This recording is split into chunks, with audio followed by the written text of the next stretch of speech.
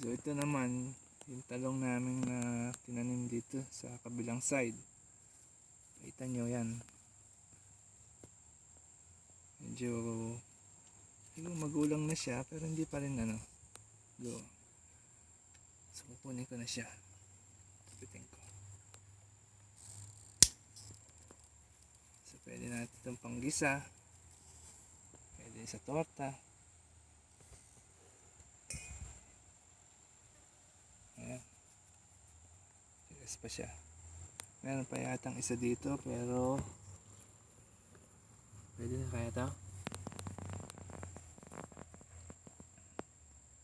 At kunin ko na rin siguro para maisabay na. Ito meron kaming net para hindi kainin ng mga rabbit ang aming bed.